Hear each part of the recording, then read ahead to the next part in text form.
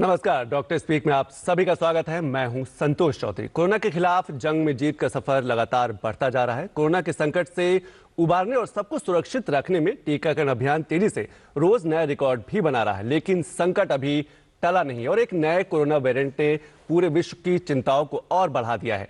Omicron नाम के इस नए स्ट्रेन से एक बार फिर कोरोना और उससे होने वाली नुकसान की चुनौती खड़ा कर रहा है। विश्व स्वास्थ्य संगठन ने नए स्ट्रेन को ओमिक्रॉन का नाम दिया है। बात घबराने की नहीं, लेकिन सावधानी बरतने की जरूर है, क्योंकि बदलता मौसम, गिरता तापमान, जीका वायरस और डेंगू और प्रदूषण जैसी कई चुनौतियां हैं जिनसे सावधानी के साथ निपटने की जरूरत है।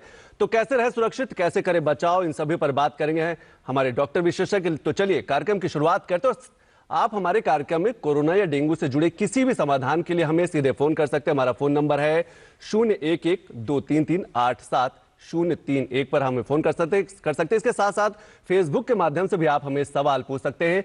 लेकिन सबसे पहले कुछ आंकड़ों पर नजर डाल लें कि देश में कोविड-19 और टीकाकरण की स्थिति की समीक्षा के लिए प्रधानमंत्री मोदी की अध्यक्षता में उच्च स्तरीय बैठक हुई। बैठक में देश में कोविड-19 और राष्ट्रव्यापी कोविड रोधी टीकाकरण अभियान की प्रगति की भी समीक्षा की गई।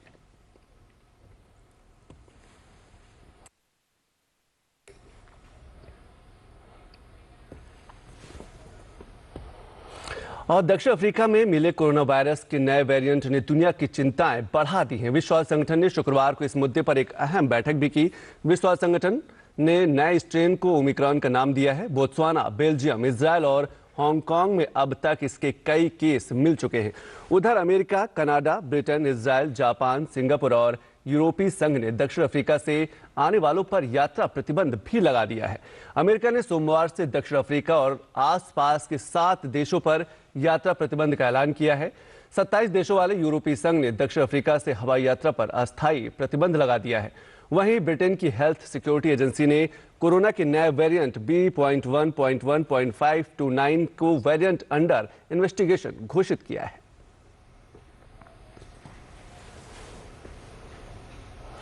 और अमेरिकी राष्ट्रपति ने कोरोना के नए वेरिएंट के फैलने की वजह से कुछ अफ्रीकी देशों से अमेरिका के लिए यात्रा पर प्रतिबंध लगाने का आदेश दिया है। उन्होंने ट्वीट किया है कि विश्व स्वास्थ्य संगठन ने कोविड के एक नए वेरिएंट की पहचान की है जो दक्षिणी अफ्रीका में फैल रहा है। मैंने एहतियात के तौर पर दक्षिण अफ्रीका और 7 अन्य देशों से यात्रा प्रतिबंधित करने का आदेश दिया है।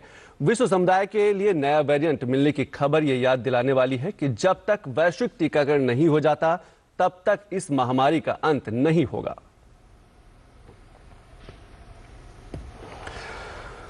और केंद्र ने भी राज्यों और केंद्र शासित प्रदेशों को कोविड के नए वेरिएंट के प्रति आगाह किया है। बोत्सवाना, दक्षिण अफ्रीका और हांगकांग में कोविड के नए वेरिएंट का पता चला है। विशेषज्ञों के अनुसार ये कोरोना वायरस का परिवर्तित रूप है।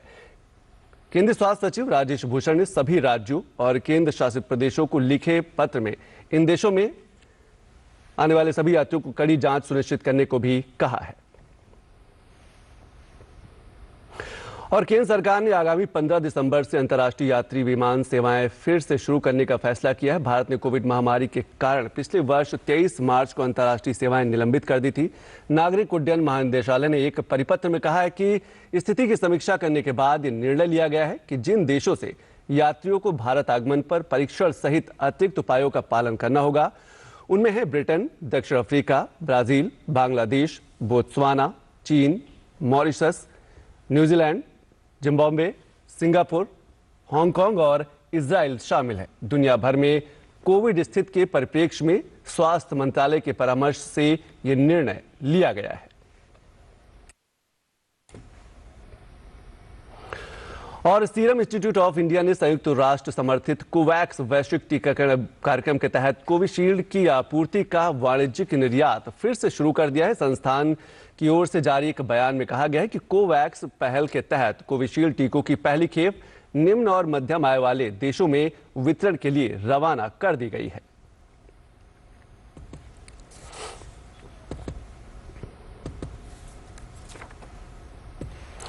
और स्वास्थ्य और परिवार कल्याण मंत्रालय के मुताबिक देश भर में पिछले 24 घंटों में 8000 से ज्यादा मामले दर्ज किए गए हैं। वहीं पिछले 24 घंटों में 10,967 मरीज उपचार करवाकर स्वस्थ हो चुके हैं, जिसके बाद देश में रिकवरी रेट 98.34% हो गया है। सक्रिय मामलों की संख्या की बात करें तो सक्रिय मामलों की कुल संख्या 1,07,019 है। वहीं अगर हम साप्ताहिक पॉजिटिविटी रेट की बात करें तो वर्तमान में 0.88% दर्ज किया गया है। वहीं दैनिक पॉजिटिविटी रेट जो है वो 0.86% हुआ है।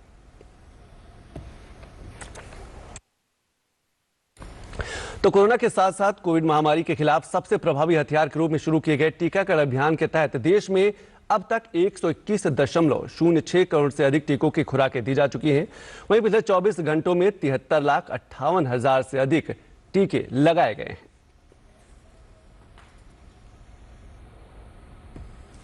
तो कोविड के साथ साथ प्रदूषण की भी बात करना जरूरी है। राजधानी दिल्ली में प्रदूषण के स्तर बहुत खराब श्रेणी में बना हुआ है। दिल्ली में आज सुबह एयर क्वालिटी इंडेक्स जो है 407 दर्ज हुआ। आनंद विहार में AQI यानी कि एयर क्वालिटी इंडेक्स 456, बवाना में 402, चांदनी चौक में 441, IGA एयरपोर्ट में 360, ITO पर 428, वजीरपुर में 452, द्वारका सेक्टर 8 में 410, मंदिर मार्ग 4 में 408, मुंडका में 428 एयर क्वालिटी इंडेक्स दर्ज किया गया है।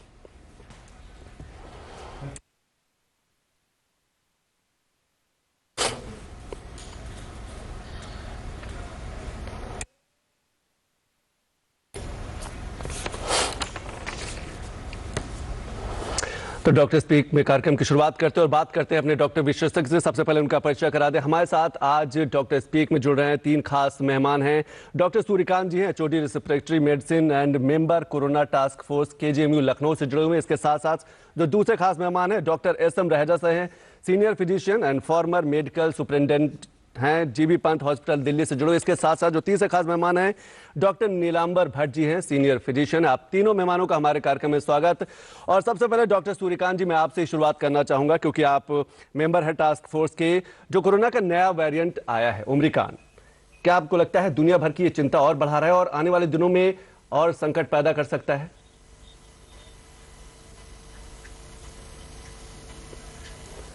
Doctor Suryakant, doctor SM Raheja ji, यही सवाल आपसे है। हाँ जी, ये एक बहुत ही इम्पोर्टेंट प्रश्न है जी। And discussion of the hour. It is such an important discussion point कि जिसके लिए WHO ने कल मीटिंग करी, हमारी हेल्थ मिनिस्ट्री इसके ऊपर बहुत स्पीडी एक्शन ले रही है। ये डेफिनेटली वेरिएंट ऑफ कंसर्न है और उसकी वजह ये है कि इसमें 32 म्यूटेशंस हुए हैं स्पाइक प्रोटीन के अंदर, और कुछ एक म्यूटेशंस जिनको हम कहते हैं फ्यूरिन क्लीवेज साइट। अच्छा, ये वो सेगमेंट होता है वायरस का जिसके जरिए कि वायरस ह्यूमन बॉडी में एंटर करता है। और दक्षिण अफ्रीका में भी ये देखा गया कि इनका पिछले 12 नवंबर को ये जब ये डिटेक्ट हुआ वेरिएंट वहां पे, और कुछ एक दिनों में ही दो हफ्ते के अंदर, 3 हफ्ते के अंदर ही वहां पे 300% इंक्रीज हो गए नंबर ऑफ केसेस। तो डेफिनेटली ये एक वरी का विषय है, लेकिन हमें घबराना नहीं है क्योंकि अभी भी साइंटिस्ट इसको बहुत ही हाई स्पीड पे, फास्ट ट्रैक पे, WHO scientist all over the world, इसमें हमें 3 चीजें देखनी है कि नंबर 1 तो ये देखना है कि इसका जो स्प्रेड है, ट्रांसमिबिलिटी पहले से ज्यादा है या नहीं है। नंबर 2 ये देखना है can it evade the vaccination और पास्ट इन्फेक्शन, यानी कि जिनको वैक्सीन लगा हुआ है और जिनको उन पर कितना प्रभाव डाल रहा है जी, उन पर प्रभाव डाल सकता है। और तीसरा ये देखना है कि इसकी वजह से जो इन्फेक्शन होता है उसकी सिवियरिटी कितनी है, सिवियरिटी ऑफ द डिसीज। तो 3 चीजें इंपॉर्टेंट हैं जी। Spread, does it spread fast, can it evade vaccination and previous infections, और इसकी severity कितनी है। और ये सारी चीजें हमारे साइंटिस्ट एक फास्ट ट्रैक पे एनालाइज कर रहे हैं। लेकिन तब तक हमें क्या करना है जी, तब तक हमें बहुत ही मेटिकुलस सावधानी रखने की आवश्यकता है जी। जैसे कि स्वास्थ्य मंत्रालय ने हांगकांग से जो फ्लाइट्स आ रही हैं, बिल्कुल, या जो दक्षिण अफ्रीका से आ रही है, बोट्सवाना जहाँ पे केसेस ये रिपोर्ट हुए हैं, वहां की जितने पैसेंजर्स हैं, इंटरनेशनल ट्रैवलर्स हैं, उनका एक रिगरस स्क्रीनिंग और टेस्टिंग शुरू हो गई है। लेकिन इसके साथ जो हमारे को चिंता का विषय है कि यदि हम कोरोना एप्रोप्रिएट बिहेवियर को ठीक से, बिल्कुल बिहेवियर पालन करना बेहद जरूरी है, कोविड एप्रोप्रिएट बिहेवियर को फॉलो करें, तो कोई भी वेरिएंट आ जाए, ये मेरा मानना है कि वी कैन बिल्कुल, हम सब सुरक्षित रह सकते हैं। और उसके लिए सिंपल ये मास्क पहनिए और मास्क को ठीक तरीके से पहन के रखिए। इसका जो क्लिप है ऊपर रखिए, डार्कर साइड आउटसाइड पे, फ्रिल्स नीचे की साइड। ये ट्रिपल लेयर सर्जिकल मास्क है, इसको यदि आप ठीक से कवर करते हैं आंखों को और ये सब, क्योंकि इसके 3 ही प्रवेश द्वार है, आंख, नाक और मुंह, और ये आप ग्लासेस चश्मा भी लगाए, तो आप पूरी तरह सेफ हैं। और अपने हैंड हाइजीन को मेंटेन करें, 2 गज की दूरी बना के रखें, दूर से नमस्कार करें। और बहुत जरूरी है तभी घर से बाहर निकले, जो कोरोना प्रोटोकॉल है उसका पालन करने की जरूरत है, और आंख नाक मुंह को सुरक्षित रखने की जरूरत है जी। और दूसरा जो वैक्सीन सरकार के द्वारा दी जा रही है, मेरी सबसे ये विनम्र विनती है, और ये सरकार भी बार-बार वैक्सीनेशन जरूर करवाएं, वैक्सीनेशन जरूर करवाइए, क्योंकि जब तक सब लोग वैक्सीनेशन नहीं करवाएंगे, ये ट्रांसमिशन ऑफ वायरस यदि होता है तो उसमें म्यूटेशंस होते हैं। आपको ये समझना है कि वायरस में म्यूटेशन कब होता है, जब भी एक व्यक्ति से दूसरे व्यक्ति में जाता है। यदि हम ये ट्रांसमिशन रोक दें, वैक्सीनेशन करवा लें, तो ये म्यूटेशन अपने आप रुक जाएंगे और हम आगे आने वाले संकट से खुद को बचा सकते हैं, अपने परिवार को, अपने देश को और इस पूरे विश्व को बचा के रखें। बिल्कुल, तो अभी ये ध्यान रखने की जरूरत है कि संकट अभी टला नहीं, हमारी आपकी सावधानी जागरूकता ही हम सबको सुरक्षित रख सकती है। डॉक्टर नीलांबर भट्ट जी, जैसे कि रैजा सर कह रहे थे कि लगातार म्यूटेंट हो रहा है जो नया वेरिएंट है, क्या आपको लगता है यही सबसे ज्यादा चिंता का विषय है, और जानकारी भी कम है इसके बारे में? जी, जो नया वेरिएंट आया है, WHO ने कल इसका नामकरण किया है ओमाइक्रॉन।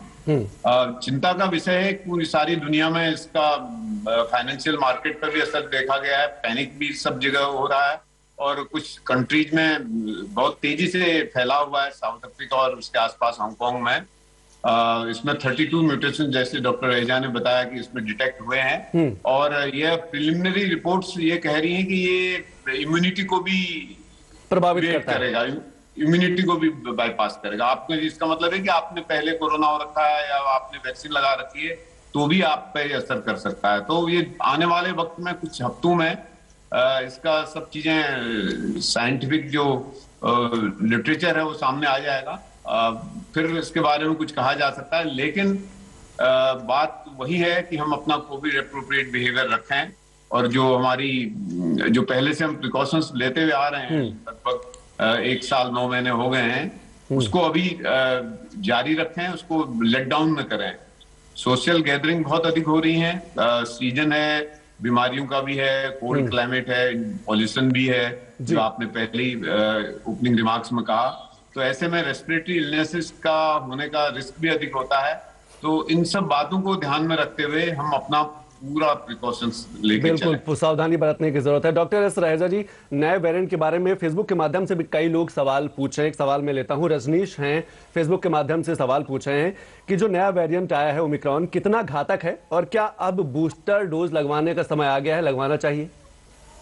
रैजा साहब, ये एक सब टेक्निकल एक्सपर्ट कमेटी में डिसाइड किया जाता है, और जैसे मैंने आपको बताया कि ये जो नया वेरिएंट है ओमाइक्रॉन, और जिसका वैसे which is also known as B.1.1529, तो ये जो चीज ऐसी है कि एक नया म्यूटेशन के बाद ये दक्षिण अफ्रीका में वायरस आया है, और ये वायरस ऑफ कंसर्न है, वेरिएंट ऑफ कंसर्न जिसको कहते हैं।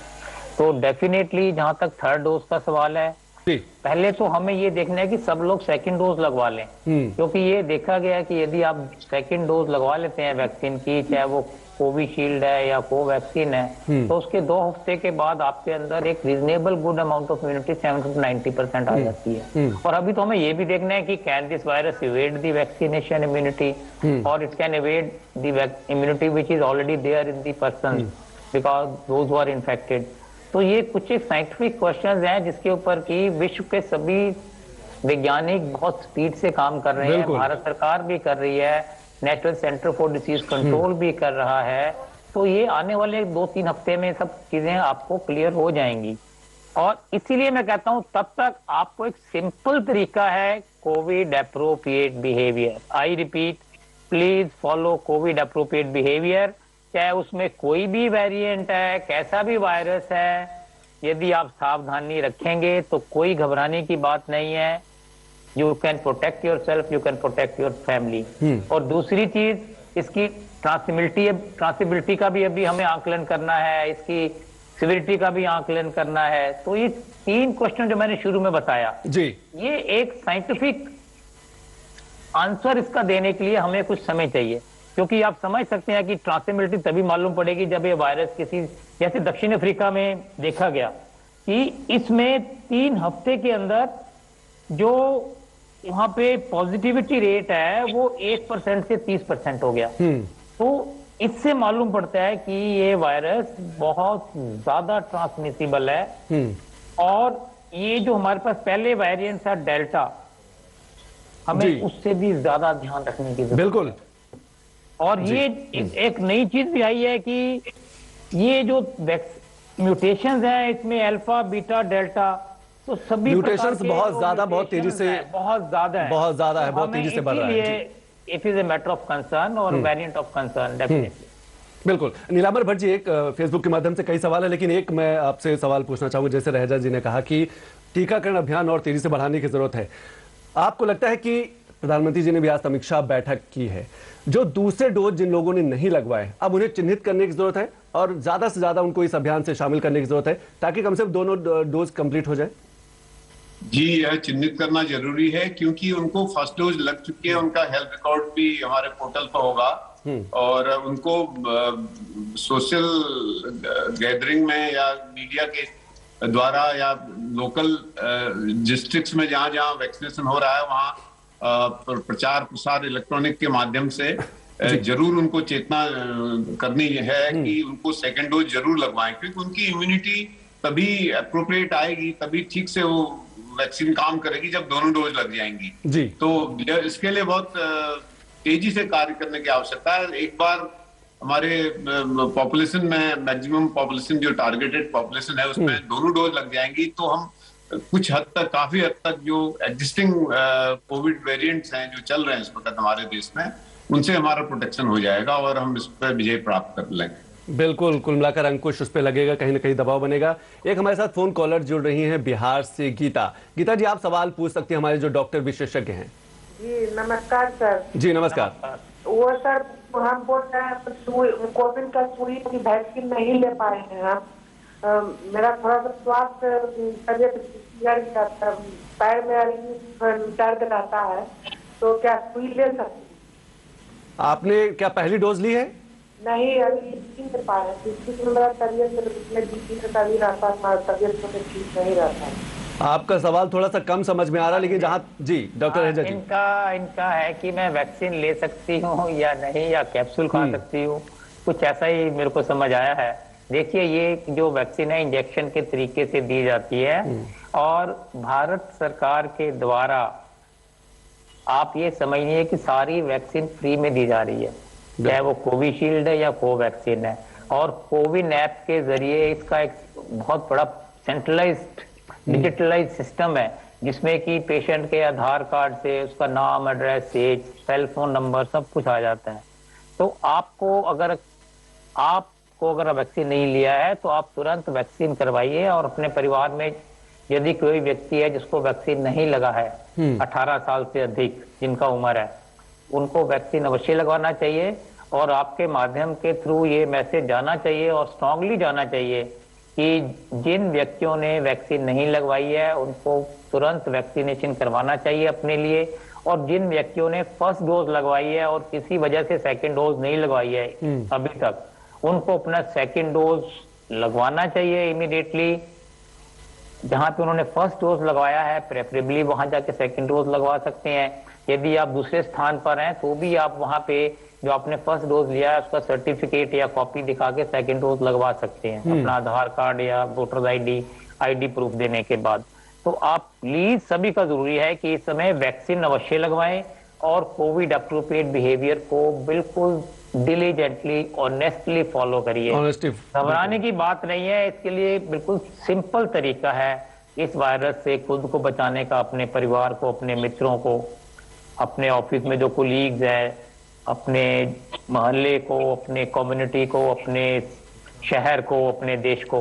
तो हमें सबको एज ए टीम काम करना है।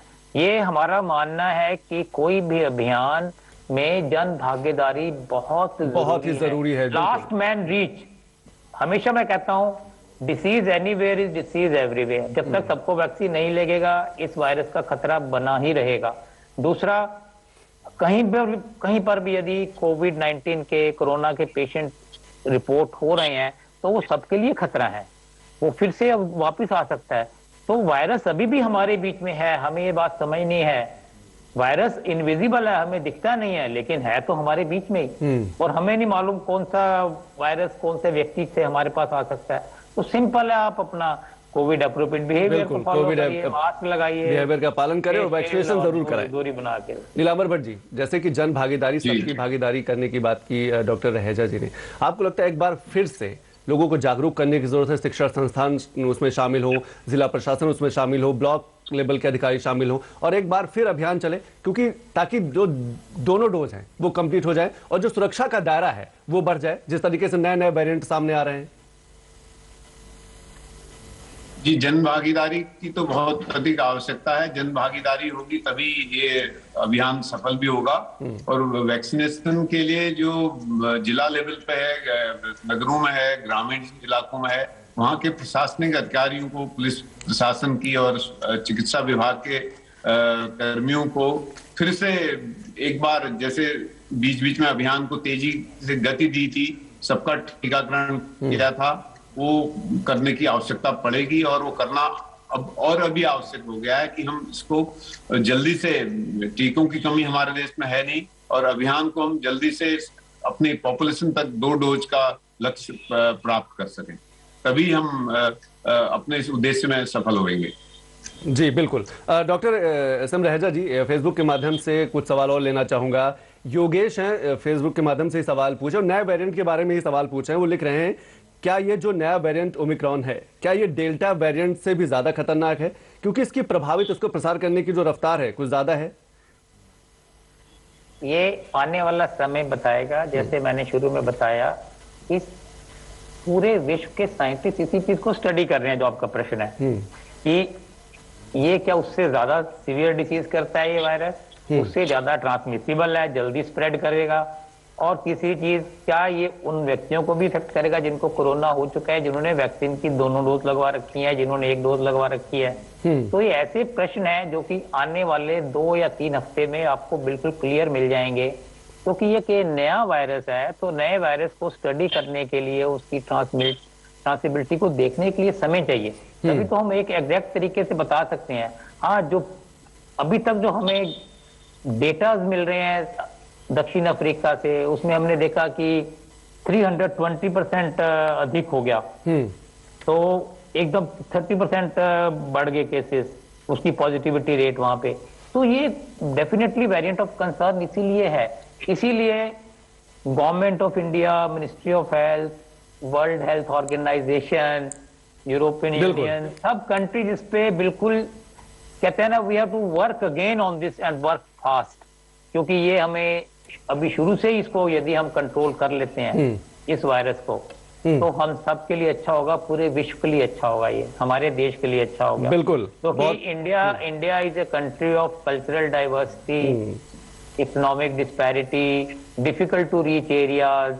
तो ये हमें गर्व होना चाहिए कि हमारे साइंटिस्ट ने इतने कम समय में इतनी कारगर, इफेक्टिव वैक्सीन डेवलप करी, और भारत सरकार ने स्टेट गवर्नमेंट के साथ मिलके डिफिकल्ट टू रीच एरियाज में, हर ब्लॉक्स में, हर जगह पे फ्री वैक्सीनेशन का प्रबंध किया, जिसमें डॉक्टर, नर्स, हमने खुद ट्रेनिंग करवाई है, हमने खुद बिल्कुल निःशुल्क टीकाकरण अभियान का ही नतीजा है कि आज 121 करोड़ से अधिक ज्यादा वैक्सीनेशन हो चुका है। बहुत क्लोजली मॉनिटर किया है। बिल्कुल जी। हमारे साथ हमारे जो तीसरे डॉक्टर हैं, डॉक्टर सूर्यकांत जी, वो भी जुड़ गए हैं, एचओडी है respiratory medicine and member corona task force KGMU Lucknow से जुड़े हुए हैं। डॉक्टर सूर्यकांत जी, आपका बहुत बहुत स्वागत। और मैं आपसे यही पूछना चाहूंगा कि जो नया वेरिएंट आया है ओमिक्रॉन, क्या आपको लगता है कि आने वाले दिनों में और चुनौतियां बढ़ा सकता है, क्योंकि विश्व के कई ऐसे देश हैं जो प्रभावित हैं?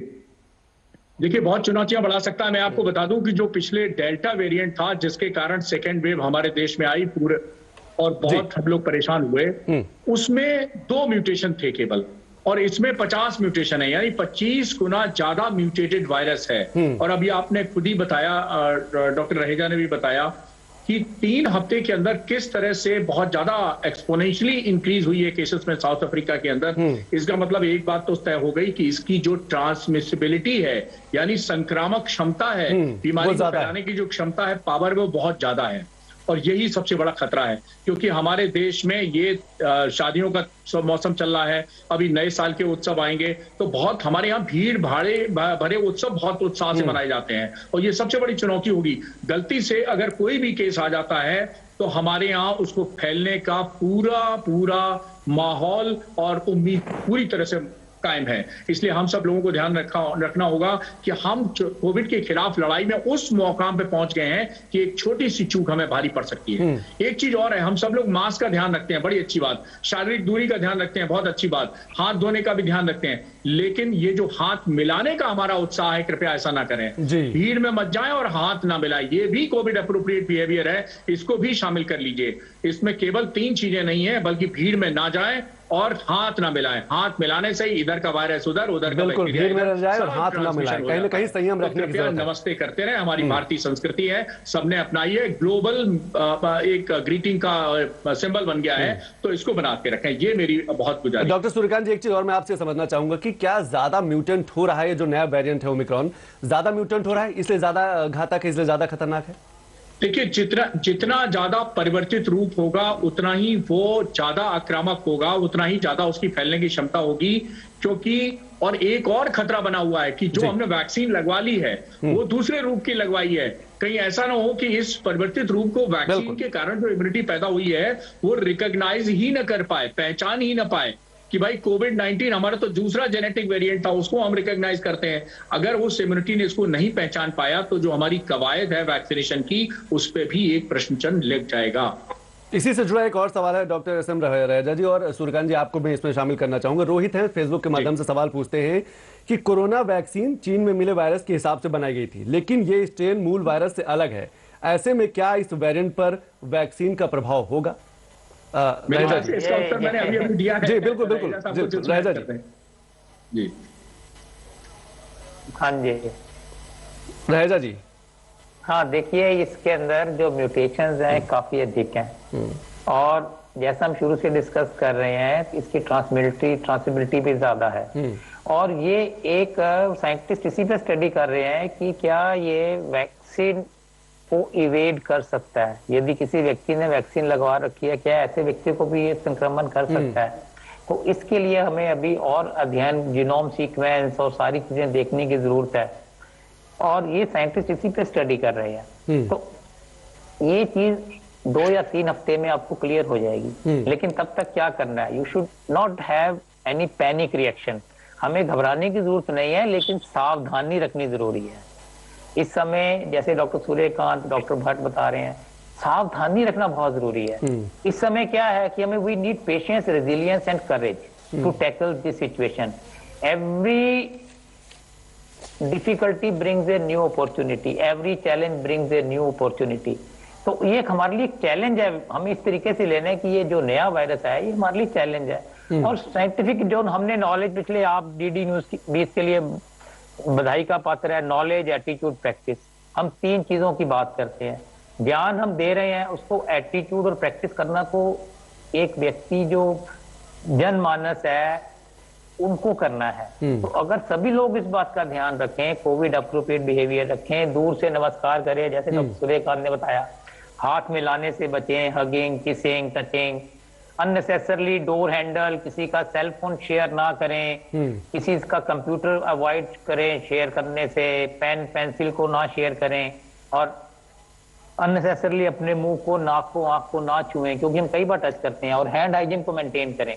यदि आप हाथ धो सकते हैं तो बहुत अच्छी बात है, साबुन पानी अवेलेबल है तो बहुत ही बढ़िया है। अगर नहीं है तो सेकंड चॉइस है सैनिटाइजर, जिसमें कि 60% से अधिक अल्कोहल है, उसका इस्तेमाल करिए। और 2 गज की दूरी है बहुत जरूरी, मास्क है बहुत जरूरी, ये सिंपल चीजें हैं। वैक्सीनेशन अति आवश्यक है। यदि हम इन सब चीजों का ध्यान रखें तो हमें अभी और ज्यादा वरी करने की जरूरत नहीं है। Let's leave all these questions to the scientists to answer. कुल मिलाकर चिंता न करें, सावधान रहें, जागरूक रहें, और यही सबसे बड़ा और ये बचाव सब है। हमें या 2 या 3 हफ्ते में सब क्लियर हो जाएगा, लेकिन तब तक तो सावधानी रखनी है, सावधानी रखने की जरूरत है और जागरूकता बढ़ाने की जरूरत है। एक हमारे साथ फोन कॉलर जुड़े हैं मध्य प्रदेश से, राजीव। राजीव, आप अपना सवाल पूछ सकते हैं हमारे जो डॉक्टर विशेषज्ञ हैं। जी नमस्कार। जी नमस्कार। ये जानना चाह रहे हैं हम कि जैसे मच्छर मलेरिया वगैरह ये मतलब घातक नहीं है? मच्छर अच्छर जैसे जहाँ ज्यादा है जी जी, तो मच्छर और इनका कुछ कॉम्बिनेशन वो है क्या उसमें? मच्छर जो है हमारे यहाँ पे सबसे ज्यादा, मच्छरों से ज्यादा हम लोगों को परेशानी है, तो इनके लिए कुछ है उपाय, इनसे कैसे बचे?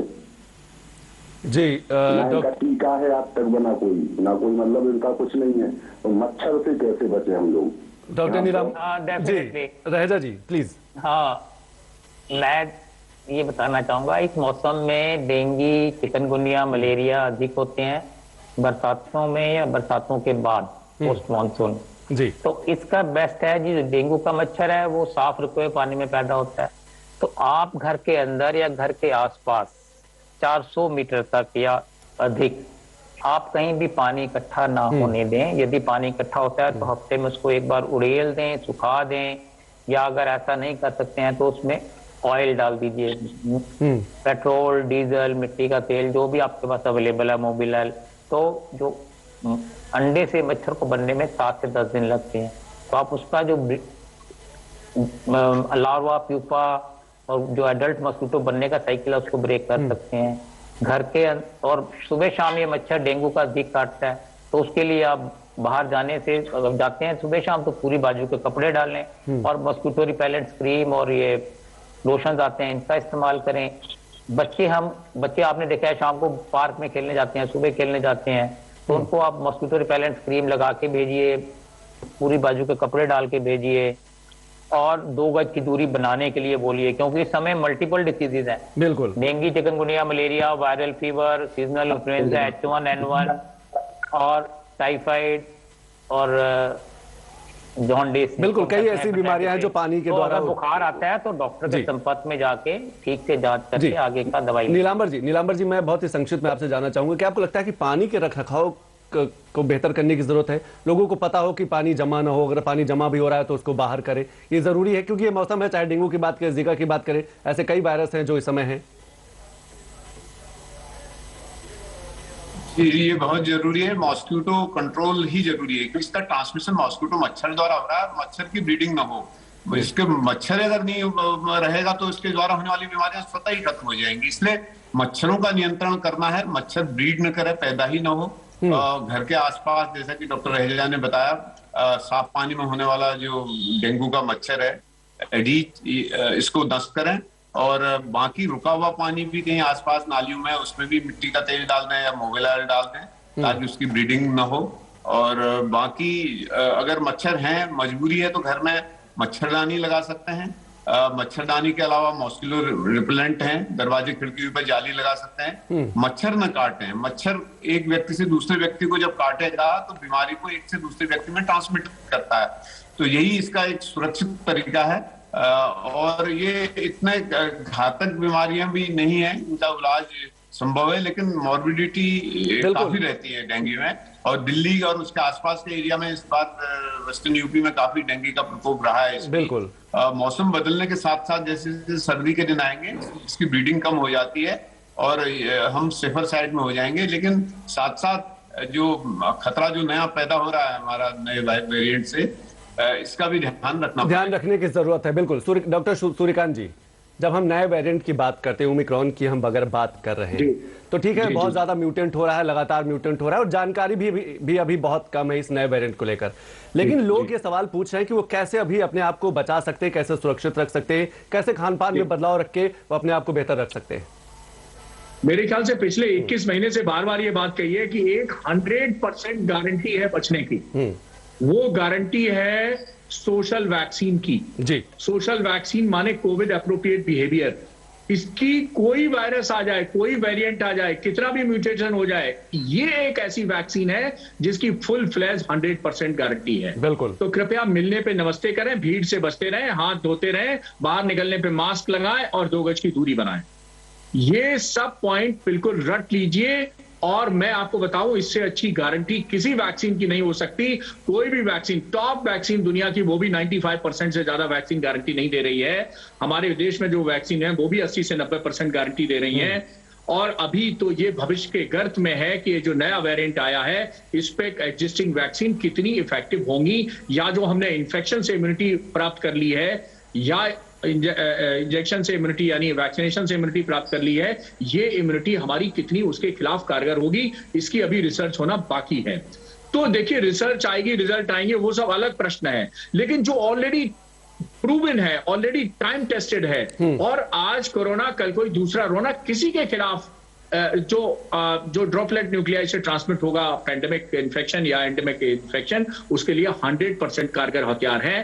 तो इसलिए कोविड एप्रोप्रिएट बिहेवियर को अपनाइए और चिंता मुक्त हो जाइए, लेकिन हाँ, बचाव करते रहिए। सूर्यकांत जी, एक और सवाल है फेसबुक के माध्यम से आपसे ही मैं पूछना चाहूंगा। रश्मि जी हैं, वो पूछना चाह रही हैं कि जो नया वेरिएंट आया है, क्या फिर हमें खान पान में बदलाव करने की जरूरत है? फिर हम काढ़ा पीना शुरू करें, फिर गर्म पानी पीना शुरू करें? वो ये सवाल पूछ रही है। नहीं तो खान पान में बदलाव आपने किया क्यों भाई? कोरोना ने एक बार आपको सिखा दिया कि इम्यूनिटी भी जी।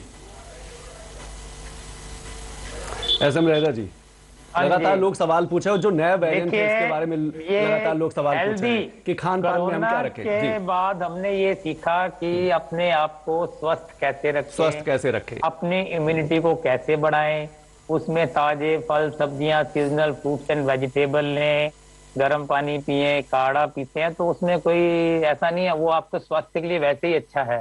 वो आपको कोरोना से बचाएगा, सीजनल इन्फ्लुएंजा से बचाएगा, बाकी वायरल इन्फेक्शन से सबसे बचाएगा।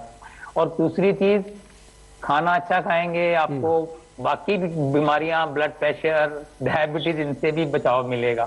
तो ये तो बहुत ही अच्छी बात है कि कोरोना ने हमें एक चीज तो सिखाई कि भाई खुश रहिए, नींद पूरी लीजिए, योगा करिए, प्राणायाम करिए, रेगुलर एक्सरसाइज करिए, स्ट्रेस फ्री रखिए, पानी अधिक पीजिए, प्रेफरेबली गर्म पानी पीजिए, और मास्क जरूर लगाएं घर से बाहर जाएं। मैं ये बताना चाहता हूँ कि यदि आप मास्क लगाते हैं घर से बाहर जाने के बाद, तो आपको ये कोविड-19 से बचाएगा, आपको पॉल्यूशन से बचाएगा, आपको सीजनल इन्फ्लुएंजा से बचाएगा, आपको कॉमन कोल्ड होने से बचाएगा, कफ कोल्ड वायरल फीवर से बचाएगा, निमोनिया से बचाएगा, ट्यूबरकुलोसिस से बचाएगा। तो मास्क पहनने के इस सीजन में, क्योंकि टेम्परेचर कम है, एयर पोल्यूशन ज्यादा है, हवा की स्पीड कम है, यदि आप एयर क्वालिटी इंडेक्स जैसे आपने शुरू में बताया तो बहुत खराब है, 400 300 प्लस जा रही है। तो हमें ये देखना है कि हम मास्क लगाते हैं, स्वस्थ जीवन शैली को अपनाते हैं, तो it is a boon in disguise. मैं बताऊंगा, मैं ये बताना चाहूंगा कि it is a boon in disguise, कि आपको समझना है कि इसी वजह से हम खाना अच्छा खाएं, नींद पूरी लें, मास्क लगा के रखें, स्वस्थ जीवन शैली को अपनाएं, खुश रहें, स्ट्रेस फ्री रखें। तो ये सारी चीजें I think we should see the positive side of it. और हमें अपनी social life, professional life, family life, personal life, सबको महत्व देते हुए, बिल्कुल सबको महत्व देते हुए जरूरी है कि खान पान अच्छा रखे, जीवन शैली में बदलाव जरूर रखे। डॉक्टर नीलांबर जी, एक सवाल इसी से जुड़ा है, प्रदूषण से ही जुड़ा है। संदीप जी हैं, वो पूछना चाह रहे हैं फेसबुक के माध्यम से कि जहां प्रदूषण ज्यादा है वहां क्या कोरोना होने के खतरा ज्यादा है? बिल्कुल बिल्कुल, जहां प्रदूषण ज्यादा है वहां खतरा तो फैलने का उससे प्रदूषण से नहीं होगा, लेकिन एक बार किसी को व्यक्ति को वायरस एंटर करता है बॉडी में और पॉल्यूशन वाले एरिया में रह रहा तो उसको जल्दी बीमार करेगा। उसकी बॉडी की इम्यूनिटी प्रदूषण से कम हो रही है, रेस्पिरेटरी ट्रैक्ट की, ठीक है ना। जब व्यक्ति को अंदर प्रतिरोधक क्षमता रेस्पिरेटरी पैसेजेस की कमजोर होगी तो वायरस जल्दी अटैक करेगा। तो ऐसे में चिंता का विषय बन जाता है जो प्रदूषण वाले एरिया में रहते हैं या ज्यादा जो स्मोकिंग करते हैं या जो धुएं वाले एरिया में रहते हैं, उनको सांस की बीमारियां भी अधिक होती हैं। तो सांस की बीमारियां अधिक होती हैं, ऐसे लोगों को वायरस अगर रेस्पिरेटरी ट्रैक्ट में आएगा कोविड का तो उनको निमोनिया जल्दी करेगा। तो चिंता तो होनी चाहिए प्रदूषण के। प्रदूषण एक व्यक्ति के अपने हाथ का नहीं है, लेकिन आप इन बीमारियों से बच सकते हैं। जैसा कि डॉक्टर रहेजा ने भी बताया, मास्क अगर लगा के रखेंगे आप घर से बाहर जाते वक्त, तो आपको जो प्रदूषण एयर क्वालिटी इंडेक्स जो बहुत पुअर चल रहा है, उससे भी काफी गैसेज का और पार्टिकल्स को फिल्टर करने में मदद मिलती है N95 मास्क। बिल्कुल। डॉक्टर सूर्यकांत जी, फेसबुक के माध्यम से एक और सवाल है, संजय जी हैं, वो पूछ रहे हैं, जैसा कि आप पहले भी बता चुके हैं कि जो कोरोना वैक्सीन है और नया वेरिएंट है, इसको लेकर वो कहते हैं अगर इफेक्टिव हुई भी तो क्या एफिकेसी भी कम हो सकती है? डॉक्टर सूर्यकांत जी। जी, जरा प्रश्न दोबारा पूछते हैं, मैं सुन नहीं पाया। एक सवाल है फेसबुक के माध्यम से है, वो संजय जी है, वो पूछ रहे हैं कि जो कोरोना वैक्सीन की अगर बात कर रहे हैं और नए वेरिएंट की अगर हम बात कर रहे हैं, तो अगर ये इफेक्टिव भी हुई तो क्या एफिकेसी भी कम हो सकती है, जो आप इम्यून सिस्टम की पहले बात कर रहे थे? देखिए, ये तो अभी प्रश्न को उत्तर आने में कम से कम 1 महीना लग जाएगा। ये बहुत मतलब अभी हम कहेंगे समय से पहले का प्रश्न है। ये तो भविष्य के गर्त में छुपा हुआ है, जो आगे चल के बताएगा कि इतनी इसकी एफिकेसी कितनी है। लेकिन हाँ, ये बात तो तय है कि जैसे ही म्यूटेशन ज्यादा होते हैं तो उतनी एफिकेसी तो नहीं रह जाती है। तो इसलिए इसकी चिंता मत छोड़िए कितनी एफिकेसी है। मैंने तो 100% एफिकेसी वाली 2 वैक्सीन बता दी आपको, सोशल वैक्सीन और इम्यूनिटी की वैक्सीन। तो कोविड अप्रोप्रिएट बिहेवियर अपनाते रहिए और नमस्ते करते रहिए, हाथ धोते रहिए, मास्क लगाते रहिए, 2 गज की दूरी बनाते रहिए, भीड़ में मत जाइए, शादी करिए, बारात निकालिए, डांस करिए, वो सब करिए, लेकिन लिमिटेड लोगों के बीच में करिए, शारीरिक दूरी बना के करिए, और हाथ धोने की जो अच्छी प्रथा है नमस्ते करने की, वो ना भूलिए, और अपनी हरी सब्जियां हैं, फल हैं, जिनसे कि इम्यूनिटी बनती है, वो सब जरूर खाते रहिए। अब भले ही आप काढ़ा आपको पसंद है नहीं पसंद है वो अलग बात है, लेकिन फल और सब्जियां खाने में आपको क्या दिक्कत है? फल और सब्जियां खाने से एंटीऑक्सीडेंट पैदा होते हैं, आपकी इम्यूनिटी मजबूत होती है। कोरोना ही नहीं, कोई दूसरा रोना आ जाए, आप हर रोना का मुकाबला कर पाएंगे। तो इसलिए अपने बच्चों को वेजिटेबल चाइल्ड बनाइए, ना कि बर्गर चाइल्ड। तो वेजिटेबल चाइल्ड बनाएंगे तो बच्चों की इम्यूनिटी अच्छी होगी, आपकी भी अच्छी होगी। बर्गर चाइल्ड बनाएंगे तो इम्यूनिटी कमजोर होगी। तो इसलिए ये vegetable child versus burger child, ये मेरा इनिशिएटिव है, तो इसको फॉलो करिए और अब बच्चों अपनी अपनी सबकी इम्यूनिटी अच्छी रखिए। जी, एक सवाल और है, डॉक्टर दीपक है, वो पूछना चाह रहे हैं कि क्या बूस्टर डोज मददगार साबित होगा नए वेरिएंट से लड़ने में? डॉक्टर सूर्यकांत जी। देखिए, अभी तो हमारा जो प्राइमरी वैक्सीनेशन चल रहा है वही हमारा टारगेट है। तो हमें 188 करोड़ डोजेज जो हैं वो इस देश में करनी है to get the herd immunity from primary doses. अब ये जो नेक्स्ट फेज आएगा, जिसको आप बूस्टर डोज कहते हैं, ये अचीवमेंट हम कर लें, उसके बाद हमें सोचना पड़ेगा कि बूस्टर डोज की जरूरत है कि नहीं है, और फिर बूस्टर डोज क्या इसी वैक्सीन की लगेगी या उसके लिए हमें दूसरी वैक्सीन की जरूरत पड़ेगी। क्योंकि देखिए, इन्फ्लुएंजा की हर साल हमारे सांस के मरीज, मैं चूंकि लंग का स्पेशलिस्ट हूं, हमारे जितने अस्थमा सांस के रोगी हैं वो हर साल इन्फ्लुएंजा की वैक्सीन लगाते हैं, और हर साल उनका स्ट्रेन बदल जाता है। तो इसलिए हर साल एक वैक्सीन डोज लगवानी पड़ती है, बूस्टर डोज लगवानी पड़ती है। तो ये स्थिति होगी या कोई दूसरी स्थिति दूसरी होगी, अभी कह नहीं सकते। ये सब बातें भविष्य के गर्त में। बिल्कुल, ये सब बातें भविष्य के गर्त में, लेकिन सावधानी बरतने की बेहद जरूरत है।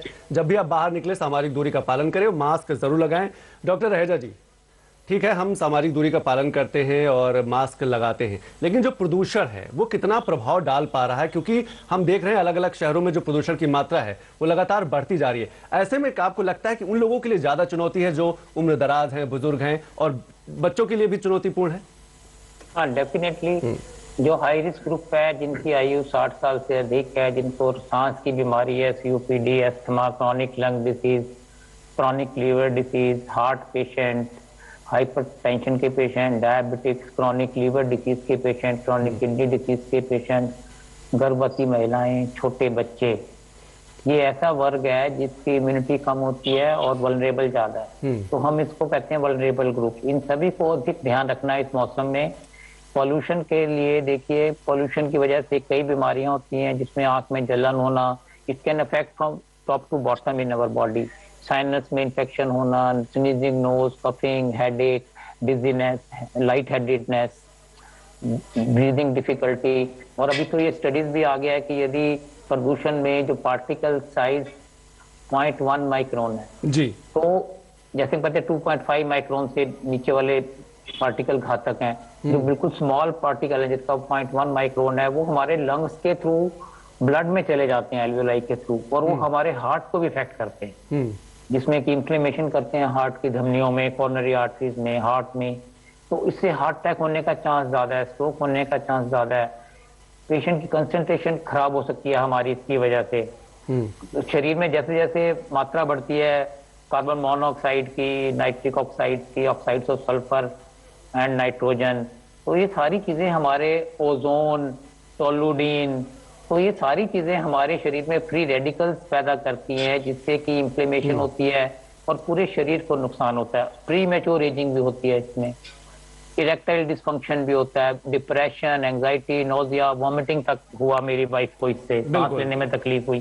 तो यदि हम सुबह शाम बाहर जाने से बचें, जबकि एयर क्वालिटी इंडेक्स बहुत ज्यादा खराब है, सीवियर है या वेरी पुअर है, तो हमारे लिए अच्छा है। यदि आपको बाहर जाना है, दिन के मिडिल पार्ट में जाएं, जहां तक हो सके घर में रहें, सुरक्षित रहें, स्वस्थ रहें, क्योंकि ये पॉल्यूशन, इस समय तीन चीजें हैं। देखिए, एक तो पॉल्यूशन अधिक है, टेम्परेचर कम है, विंड वेलोसिटी कम है, और साथ में कोविड का खतरा है। तो ये भी देखा गया कि यदि ऐसे में कोविड वायरस हवा में रहेगा और उसको पार्टिकुलेट मैटर मिलेगा पोल्यूशन की वजह से, और हवा की स्पीड कम है, तो ये वायरस हवा के अंदर ज्यादा समय तक रह सकता है और इन्फेक्शन होने का उतना ही खतरा बढ़ जाता है यदि कोई व्यक्ति वहां से आता है या वहां थोड़ी देर खड़ा होता है, सांस लेता है।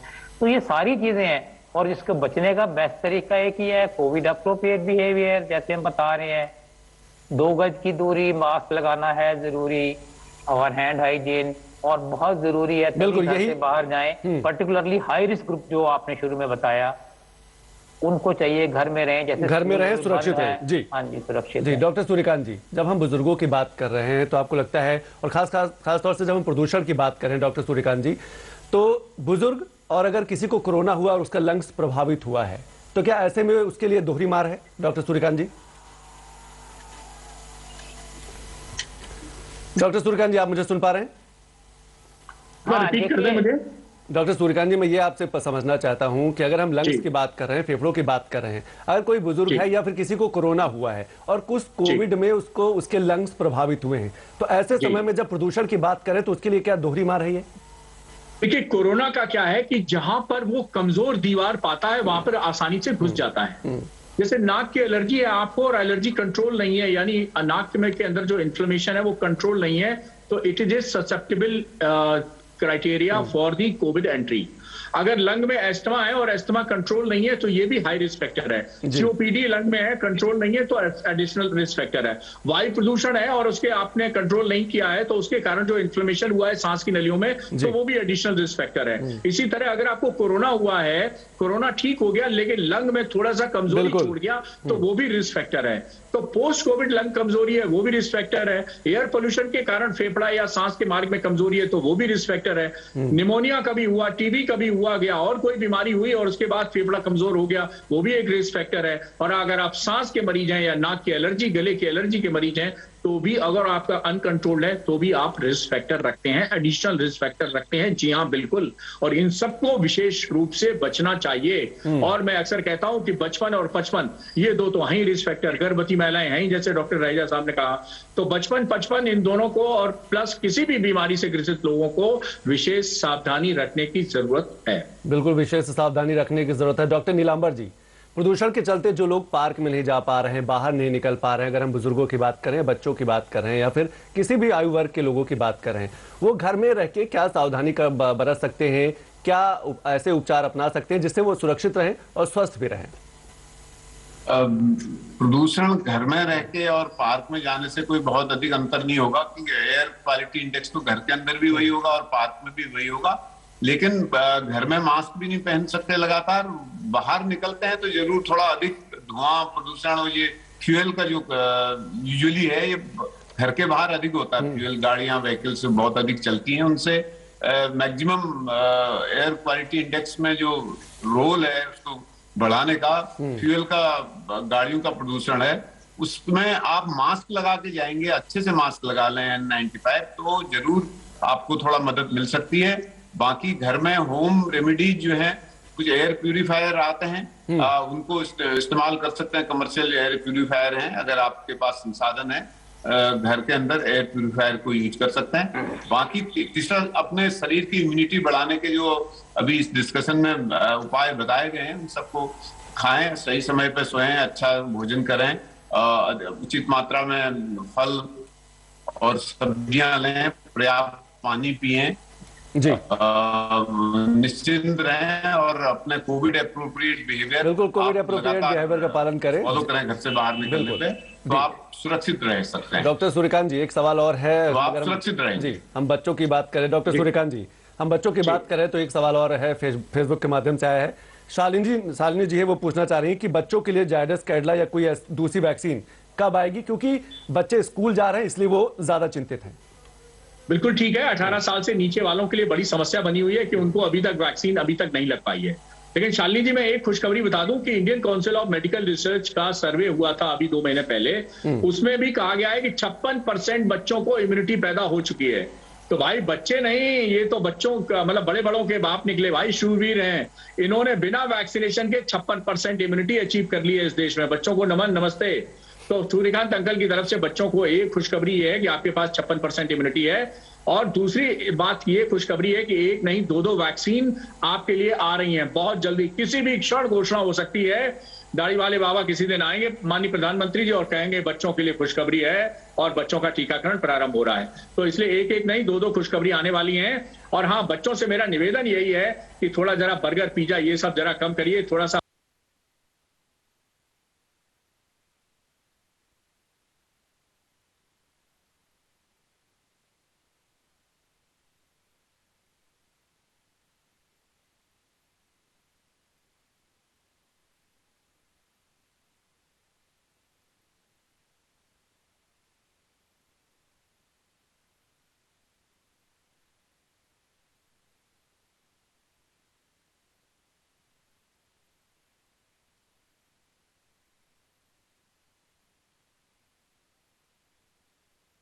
मम्मी का बना खाना खाइए। मैं तो कहता हूं भाई, जब से अंकल चिप्स आ गए तब से समस्या, जब तक आंटी के चिप्स थे कोई समस्या नहीं थी।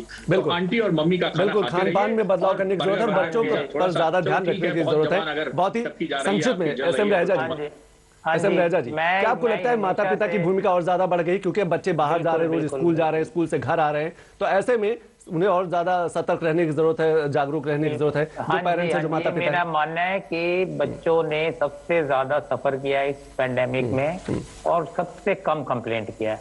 तो बच्चों को चाहिए कि घर का बना हुआ ताजा पौष्टिक खाना खाएं, खुश रहें, कोविड अप्रोप्रिएट बिहेवियर को फॉलो करें। स्कूल्स में हर जगह ये टीचर्स को तो हमने वैक्सीनेशन करवा दिया है, तो इनको भी चाहिए कि proper Covid appropriate behaviour follow करें। घर में भी बच्चों को मास्क लगाने की प्रैक्टिस अवश्य करवाइए प्लीज, क्योंकि जब बच्चा एकदम स्कूल जाता है तो वहाँ 4 घंटे या 6 घंटे मास्क लगाना कई बार मुश्किल हो जाता है। बिल्कुल। और कोई भी जानकारी आपको चाहिए तो मिनिस्ट्री ऑफ हेल्थ की टोल फ्री नंबर है 1075 या दूसरा नंबर है 01123978046। I repeat 01123978046।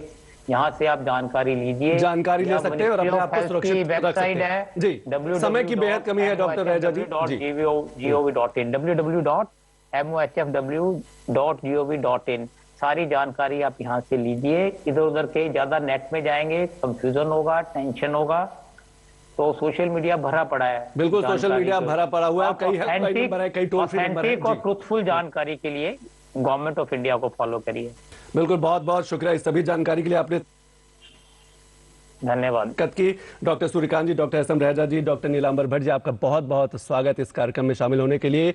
तो डॉक्टर स्पीक में आज हमने बात की कि कैसे हम अपने आप को सुरक्षित रख सकते हैं, और सबसे बड़ी बात है कि जब भी आप बाहर निकलें मास्क का प्रयोग जरूर करें, सामाजिक दूरी का पालन करें, और यही सबसे बड़ा उपाय। और दूसरी सबसे बड़ी बात यह है कि अगर आपने टीकाकरण न करवाए हो तो टीकाकरण जरूर करवा लें। तो इस कार्यक्रम में अभी बस इतना ही, नमस्कार।